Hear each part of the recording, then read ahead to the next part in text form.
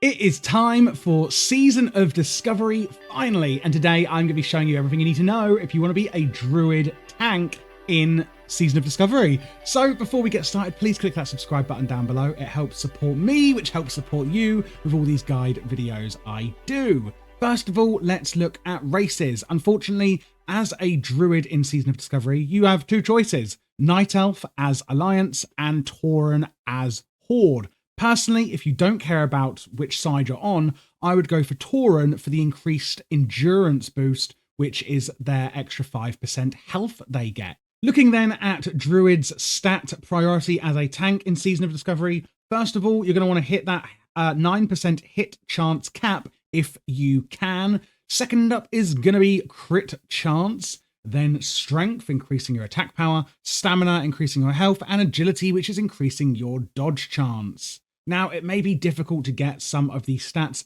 The main ones you're probably actually going to see the most of are probably going to be strength, stam, and agility. Looking at the runes then, the main and most important one is going to be survival of the fittest. This is going to reduce your damage taken and reduce the chance that you'll be critically hit. The crit chance hit reduction is 6%, and the damage reduction is 10%. If you're in bear form, then it is actually going to be another 10% damage reduction that you take. So this is a massive, massive damage reduction rune that is going to be really important for Druid tanking. The second one is a bit more DPS focused, but really useful as a tank nonetheless. This is Lacerate. It does scale with your weapon damage and is going to put a bleed on the target that can stack up to 5 times. You can use this to dump your rage, and is probably the button we're going to be using the most. And another thing is that it does high threat. So as a tank, this is really, really useful at keeping that threat on you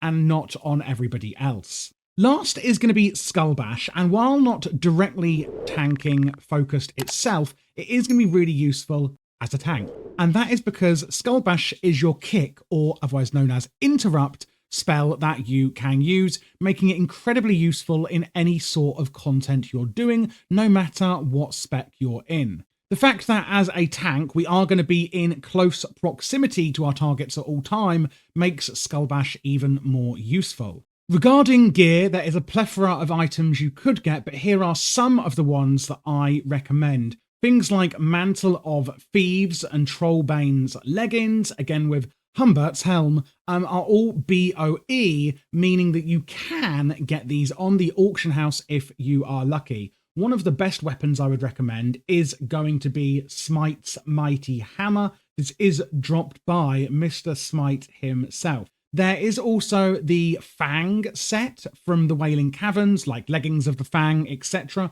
That is also a really, really useful set that you could look towards getting. If you are in the Wailing Caverns anyway, as Horde, there is a quest called Leaders of the Fang, and that is going to give you a Crescent Staff that is a alright kind of weapon that you could also look at getting alongside that as well. If not, though, I would say get Smite's Mighty Hammer from Mr. Smite. This is the talent tree here that I would recommend as a Feral Druid tank in Season of Discovery. We're going to put 5 out of 5 points into that top row in Ferocity, reducing the cost of your Maul, Swipe, Claw, and Rake abilities by 5 Rage or Energy. Second row, 5 out of 5 into Feral Instinct, that's the one on the left here, increasing the threat caused in bear and dire bear form by 15%, very essential here, and reducing the chance enemies are going to detect you while prowling. The other 1 point on this row is going to go into Thick Hide, which is going to increase your armor contribution from items for 2%. This is a given for tanking. If only we could put 5 out of 5 points in here, we would. But remember, we're only going to level 25 in phase 1, and therefore we are going to have to be really careful where we're spending these talent points.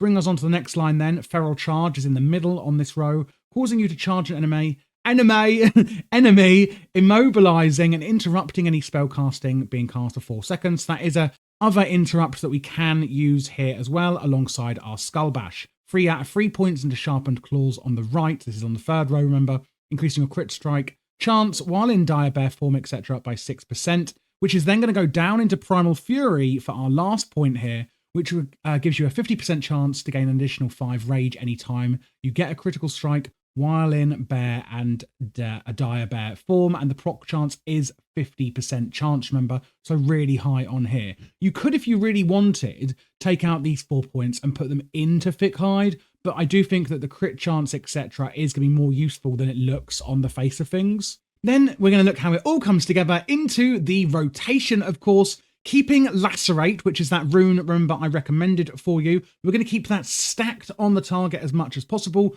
or use Mangle on cooldown if you're not using Lacerate. We're going to queue our Maul attack on every auto attack if we have got excess rage. And then using any extra rage we've got available, we're going to fill as many global cooldowns possible with our swipe. And that is pretty much it. That is how you are going to play Guardian or Feral Tank Druid in Season of Discovery Phase 1. Again, please do click that subscribe button. I'm doing all class guides for Season of Discovery, and I have a lot more planned for you guys. I'll also be streaming Season of Discovery, and don't forget to join my Discord, where you can chat and play with a lot of other Season of Discovery and retail players as well.